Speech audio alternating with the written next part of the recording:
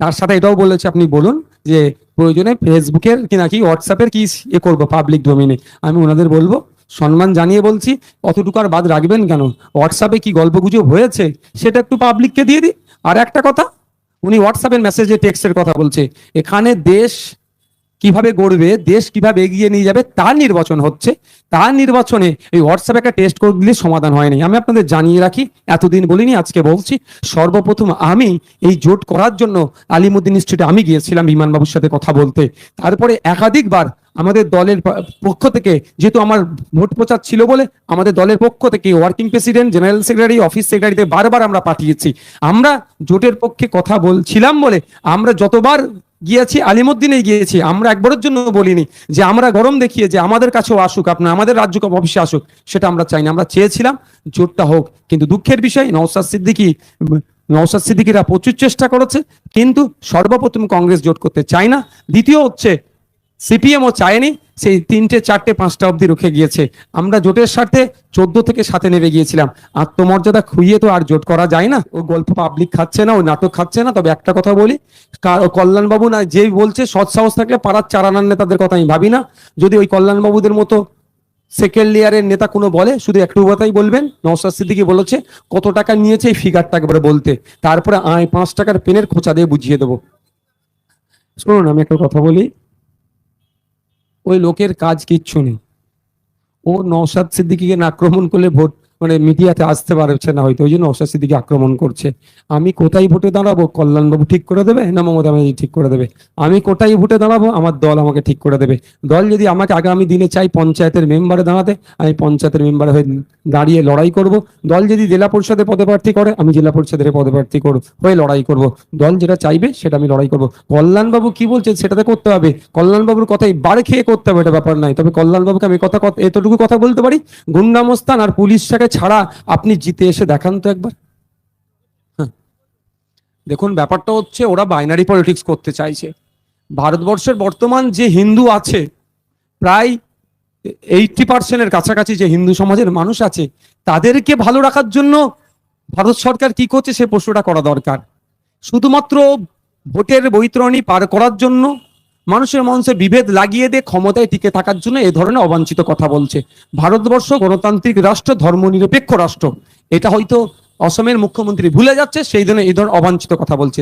তার এই মন্তব্যকে ধিক্কার নিন্দা জানাচ্ছি। দেখুন, বিজেপি তৃণমূল তাদের মতো ভাবে বলে নিচ্ছে কে কোনটা বলবে। আমি গিয়ে এটা বলবো, তুমি গিয়ে এটা মলম লাগাবে। আমি সাপ হয়ে কামড়াবো, তুমি ওজা হয়ে ঝাড়বে। ওরা করছে। আমরা বলি 1000-1200 টাকা দিয়ে কোনো মাকে স্বাবলম্বী করা যায় না। আমরা প্রোডাক্টিভের কথা বলি, আনপ্রোডাক্টিভ হয় 1000-1200 টাকা। আমরা আমাদেরকে দায়িত্ব দিলে আগামী দিনে মা বাপেরা, মায়েদের হাতে আমরা কাজ তুলে দেবো। তারা দিয়ে ভিক্ষা দেওয়ার মতো ভাবে যে আচরণ মায়েদের সাথে করে, সেটা আমরা করতে দেব না। আমি একটা কথাই বলবো আপনাদেরকে, এনআরসির যারা নিয়ে চিৎকার করছে, সর্বপ্রথম বলবেন এনআরসির যে ফর্ম ফিল আপ হচ্ছে, নিশ্চিত পরামানিক সাহেবকে ওই ফর্মটা ফিল আপ করতে বলুন। ওই হরিণঘাটার বিজেপির প্রার্থী ছিল, বর্তমান বিধায়ক এবং তিনি বিজেপির আবার এমপি পদে প্রার্থী, অসীম বাবুকে বলুন এনআরসির ফর্মটা ফিল আপ করতে। অ্যাকচুয়ালি এনআরসি নাগরিকত্ব নেওয়ার জন্য বর্তমান যে নাগরিকত্ব আছে সেটাই হয়তো হরণ হয়ে যেতে পারে। সুকৌশলে সাধারণ মানুষদেরকে ঠেলে দিচ্ছে, এনআরসি বিভাজনের জন্য মানে করার চেষ্টা করছে। আর যারা নেতা মন্ত্রী দেখবেন তারা ফর্ম ফিল আপ করছে না, তারা ভালো করে জানে নাগরিকত্ব দেওয়ার চক্করে নাগরিকত্ব হয়তো কেড়ে নিতে পারে। এটা সারা রাজ্যের একই অবস্থা। খোঁজ নিয়ে দেখবেন অনেক ক্ষেত্রে তৃণমূল বিজেপির যেখানে দরকার লোকের, হয়তো বুঝতে পারেনি, লোক লাগলে হয়তো তৃণমূলের লোক পাঠিয়ে দিত ভরানোর জন্য। শুনুন, একটা কথা বলি, তার সাথে এটাও বলেছে আপনি বলুন যে প্রয়োজনে ফেসবুকের কি নাকি হোয়াটসঅ্যাপের কি করবো পাবলিক ডোমেইনে।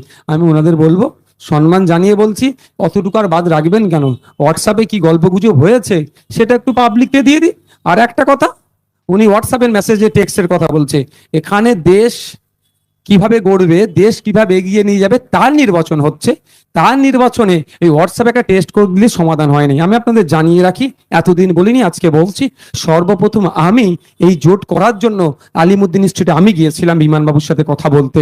তারপরে একাধিকবার আমাদের দলের পক্ষ থেকে, যেহেতু আমার ভোট প্রচার ছিল বলে, আমাদের দলের পক্ষ থেকে working president, general secretary, office সেক্রেটারিতে বারবার আমরা পাঠিয়েছি।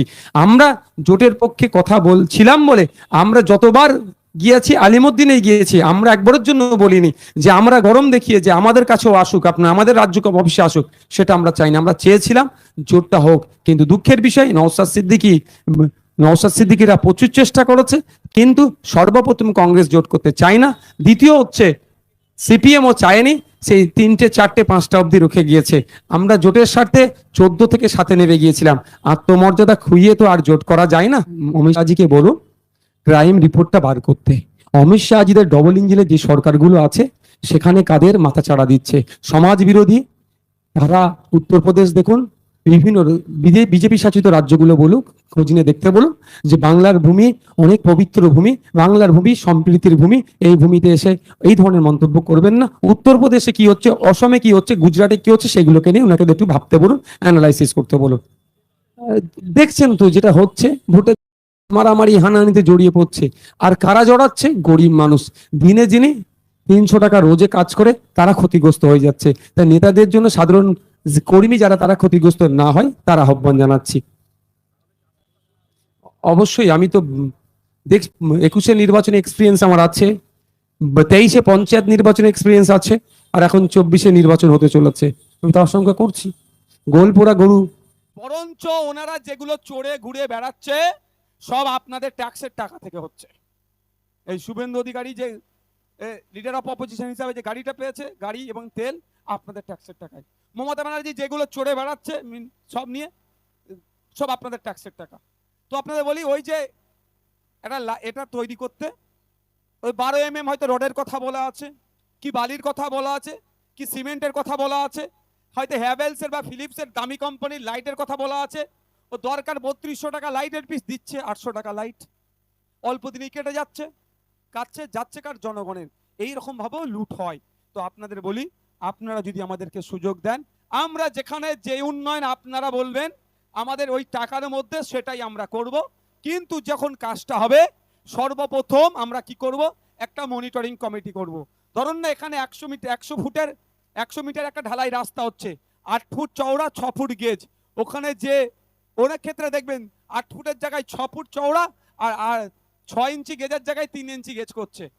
মানে এদিকে সাইডের 2 ফুট আর নিচের গেজের 3 ইঞ্চি খেয়ে নিচ্ছে। এগুলো বন্ধ করতে হবে। আপনাদের বলবো যে কাজ আমরা করব, আমরা মনিটরিং কমিটি করব। কমিটিটা কি, যেখানে কাজ হবে সেখানকার সাধারণ মানুষ ওই কমিটির মধ্যে থাকবে, আর শিডিউলটা ঝুলবে। এই লাইট পোস্ট করতে গেলে কত খরচ, কি কোম্পানির লাইট, কত রড, কত বালি, কি সবটাই ওই শিডিউলে দেওয়া থাকবে। আর সাধারণ মানুষকে আমরা দায়িত্ব তুলে দেবো, কাজটা ঠিক হচ্ছে কি একটু দেখে নেন। তাহলে চুরি হবে ভাই ওর মধ্যে, আমরা এই চুরিটা বন্ধ করব। আপনারা যদি পার্লামেন্টে পাঠান, আপনাদের হয়ে পার্লামেন্টে গিয়ে আপনি কৃষক, আপনার মাসিক গড়াই বাড়বে কি করে তার হয়ে আওয়াজ তুলবে। আপনি যদি পার্লামেন্টে পাঠান, আপনি ড্রাইভার, আপনার বিরুদ্ধে বিদায়ী এই বিজেপি সরকার যেভাবে ড্রাইভারদেরকে আবার শোষণ করার জন্য তাদের বিরুদ্ধে নাকি অ্যাক্সিডেন্ট করে পালালে 10 বছর জেল বা 10 লাখ টাকা ফাইন, যে পরিকল্পনাহীন যে বিল এনেছে তার বিরোধিতা আমরা করবার জন্য পার্লামেন্টে আমাদের পক্ষ থেকে বলবে। এখানে যারা ড্রাইভার ভাইরা আছে, আমি যতটুকু জানি বা বাস্তব কথা বলছি, ড্রাইভাররা ইচ্ছাকৃতভাবে কাউকে অ্যাক্সিডেন্ট করে না। বরঞ্চ দেখা যায় গরু এসে গিয়েছে রাস্তায়, ছাগল কুকুর এসে গিয়েছে, বাঁচানোর জন্য গাড়ি পাল্টি খেয়ে যায়। তাহলে ড্রাইভারদের বিরুদ্ধে যে বিল মোদী সরকার নিয়ে এসেছে তার বিরোধিতা করার দরকার ছিল এই নুরুল ইসলাম সাহেবদের এমপির। কিন্তু দুঃখের বিষয় নুরুল ইসলাম সাহেবদের এমপি পার্লামেন্টে গিয়ে টিকটকে ভিডিও করতে ব্যস্ত ছিল, ড্রাইভারদের হয়ে কোনো কথা বলেনি। তাই বসিরহাটের ড্রাইভাররা ঐক্যবদ্ধ হন যে বিজেপি সরকার আপনাদের বিরুদ্ধে বিল নিয়ে আসছে তাদের বিরুদ্ধে যেমন ভোট দেবেন, আর বিল আনার সময় এই নুরুল ইসলাম সাহেবদের এমপিরা চুপ ছিল, তাই নুরুল ইসলাম সাহেবকে আর প্রয়োজন নাই। খামচিহ্ন পার্লামেন্টে গিয়ে ড্রাইভারদের হয়ে কথা বলবে আর তাদের হয়ে আওয়াজ তুলবে। আপনারা যারা উপস্থিত আছেন, আপনাদের জীবিকা কি সব থেকে ভালো, মানে বেশি জীবিকা কাদের কি আছে, কি করেন আপনারা? হ্যাঁ, দর্জি, বিড়ি বাঁধা, মাছ চাষ, ইট ভাটা, আর কি রাজমিস্ত্রি, চাষবাস, তাই তো? এবার একটা একটা করে বলি, আপনাদের সমস্যাগুলো বলবো না কে চোর ডাকাত তাদের কথা বলবো। আমার মনে হয় আপনাদের সমস্যাগুলো জানা দরকার, জানতে হবে। প্রথম আসা যাক ইটভাটাতে। ইটভাটায় যারা কাজ করেন, যে শ্রমিকরা কাজ করেন, ওই রকম ভাবে কাজ করা যায় না। আপনারা বলুন, ইটভাটায় যারা কাজ করেন তাদের সকালে গেলে যখন বিকালে ফিরে তাদের অবস্থা কি থাকে? পুরো একদম মানে বলে না ভূত হয়ে ফিরছে, তাই তো। শুনুন, শ্রম কোড বলছে ওই ধরনের কাজ করলে তাকে ফুল ইকুইপমেন্ট ড্রেস দিতে হবে। আপনারা জেনে রাখুন, এই ইটভাটার মালিকগুলোদের সাথে দেখুন তৃণমূলের নেতাদের খুব ভালো সম্পর্ক। কারণ একটা ড্রেস দিতে গেলে 1000 টাকা খরচ আছে, 2000 টাকা একটা ড্রেস দিতে হবে, ওই টাকাটা হয়তো হাফ হাফ মেরে দিচ্ছে ওরা। তো আপনাদের বলি, আপনাদের শ্রম চুরি করা হচ্ছে। 10 ঘন্টা 12 ঘন্টা কাজ করিয়ে নিচ্ছে, 8 ঘন্টার বেশি কাজ করা যাবে না। এই আন্দোলনে কিন্তু ঐতিহাসিক মে দিবস হয়েছিল 1886 সালে। হে শহরে এই আন্দোলন হয়েছিল, শ্রমিকরা করেছিল যে 8 ঘন্টার বেশি শ্রম দেবে না। কিন্তু বর্তমানে দেখুন দুঃখের বিষয়, 8 ঘন্টার বেশি 10 ঘন্টা 12 ঘন্টা খাটিয়ে নিচ্ছে, কিন্তু আপনার শ্রমের দাম ঠিকঠাক দিচ্ছে না। এবং আপনারা যে কাজটা করছেন কোনো সেফটি সিকিউরিটি নাই। তাই আপনাদের বলবো, আপনাদের হয়ে ইটভাটা শ্রমিকদেরকে যখন কাজ করবে ফুল ইকুইপমেন্ট দিয়ে, কারণ এই বালি পাথর ধোঁয়া যেগুলো যাচ্ছে, মাটি শরীরে যাচ্ছে, শরীরের ক্ষতি হচ্ছে, সিলিকোসিস রোগেও আক্রান্ত হয়ে যাচ্ছে। তাই আপনাদের বলবো, আপনাদের কণ্ঠ হয়ে পার্লামেন্টে গিয়ে বসিরহাটের ইটভাটা শ্রমিকদের জন্য যাতে ফুল ইকুইপমেন্ট পরিয়ে, তাদের শ্রমিকদের ড্রেস কোড পরিয়ে কাজের ব্যবস্থা করে ইটভাটা মালিকরা, তার আওয়াজ খামচিহ্ন পার্লামেন্টে গিয়ে করবে। আছে ভাই, সব সিস্টেম আছে, দেয় না আপনাদের। শ্রম কোডের মধ্যে বলা আছে আপনার ওই যে ধুলো টুলো যাচ্ছে না, এতে সিলিকোসিস রোগ হয়ে যাবে, ভয়ঙ্কর রোগ হবে, পুরো ধ্বংস হয়ে যাবে। এই মিনাখা চত্বরে এই দিকটাতে খুব আছে, পাথরের যারা কাজ করে, এই ইটভাটার যারা কাজ করে, এই ধরনের রোগে তারা আক্রান্ত। এটা পশ্চিমবাংলা সরকার জানে না, এটা এমপি সাহেবা জানতো না, কিন্তু এমপি সাহেবাদেরকে ইটভাটাওয়ালারা, ইটভাটার যারা শ্রমিক তারা দেখবেন সকাল সকাল গিয়ে আগে ভোটটা দিয়েছিল। সর্বপ্রথম যদি লাইনে কারা থাকে, ওই 300 টাকায় যারা রোজে ইনকাম করে তারাই যে লাইনে ভোটটা দিয়েছে, তাদের হয়ে কথা বলার দরকার ছিল, এমপি সাহেবা কথা বলেনি। তো নতুন করে যদি আমাদেরকে নুরুল ইসলাম সাহেবরা বোকা বানাতে আসে, আর বানবো আমরা? আর বানবো? আমাদের কি করতে হবে? চলো এমপি পাল্টাই। কি করতে হবে? চলো এমপি পাল্টাই। এমপি পাল্টে, দল পাল্টে, খাম চিহ্নকে এমপি করে পার্লামেন্টে পাঠাবেন। ইটভাটা শ্রমিকদের ওই ড্রেস কোড সহ তাদের মজুরি বাড়ানোর জন্য পার্লামেন্টে অন্য আপনারা ভোট দিয়ে পার্লামেন্টে পাঠিয়েছেন। ইতিপূর্বে এখানে 1952 সাল থেকে বিভিন্ন দলের পক্ষ থেকে কিন্তু এমপিরা পার্লামেন্টে গিয়েছে। কেউ সন্দেশখালীর কেন বাঁধ ভেঙে যাচ্ছে, কংক্রিটের বাঁধ নির্মাণ করা দরকার, সিমেন্টের বাঁধ নির্মাণ করা দরকার, বিজ্ঞানসম্মত ভাবে বাঁধ নির্মাণ করে বিজ্ঞানসম্মত ভাবে রক্ষণাবেক্ষণ করলে সন্দেশখালী থেকে পত্র এলাকার মানুষেরা ওই প্রতি